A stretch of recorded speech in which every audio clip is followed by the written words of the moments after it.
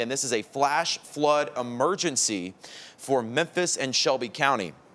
I do want to show you, I have a couple of rain reports. I believe, I don't think I updated these last night when I left at 5 in the morning, but I do have the rainfall reports so far.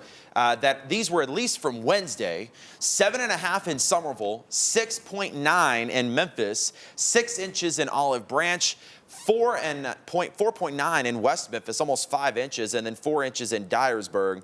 Just so far today, we've already seen, we can switch on the estimated accumulation here. In the last 6 hours, we've already seen upwards of 2 to 3 inches of rain, and especially in the metro. These are your forecast rain totals. And guys in the back, we can go ahead and put me back on that camera there and just kind of do the side box there. But I do want to get over to this TDOT as well. This is I-40 near Danny Thomas. And I apologize, our director, Haley, I know I'm throwing you all over the place, but I know this is just kind of one of those fluid situations. Y'all have done a great job through this entire situation. Again, this is I-40 near Danny Thomas. That's coming up to the 240 split. Serious flooding there that we're looking at. And this is, Kit, just the beginning of what is going to be potentially a catastrophic flooding situation. As we zoom on in here, and if you just stay on this camera for a bit, but I'm just going to call out some of the rainfall totals in the last 6 hours. Because we've already seen a good amount of rain just in the last 6 hours. President's Island, 3 inches. Mud Island, about 3 inches in the last 6 hours. Fraser, about 3 inches. Raleigh, about 1.5 inches of rain, 1.5 near Midtown, and then a little bit under an inch down near the airport. But this is what's going to happen today, folks. A serious, potentially dangerous flooding situation is going to develop. Again, we still have the high wind gusts. We still have the very heavy rain.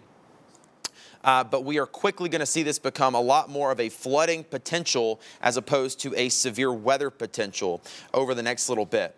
And what you don't want to see is folks driving through that floodwater. That little pickup truck is worrying me because you do not know how deep this water could be.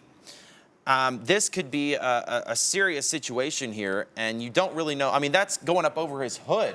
It looks like. So, Trevor, this is a good time to remind people, this is the worst possible thing you can do.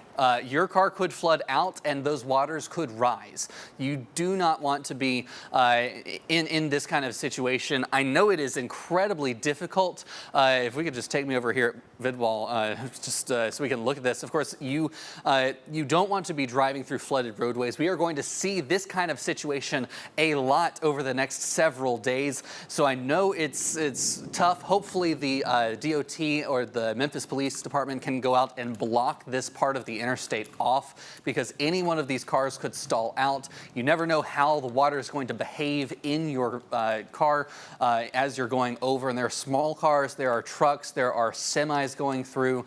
This is stagnant water, so it has different threats. But if you come across moving water where you see that the water is moving across the roadway, that can also undercut the road, and that can lead to the road falling out or failing. So that is something you also can't know, because look at how murky this water is. You're not going to be able to see what's under that. Maybe someone has just duct taped their, we saw a video of this earlier this week of flooding where someone drove their car through, their hood ripped off in the flooding, and that just got left behind in those floodwaters. So something like that could happen in this kind of a situation. So if you see that cars are slowing down, go ahead and just take the exit. Try and get off the road before this intersection. Again, this is I-40 at Danny Thomas Boulevard. Avoid this area. If you know anyone who's going there, if you are planning around going that way, choose another route this evening.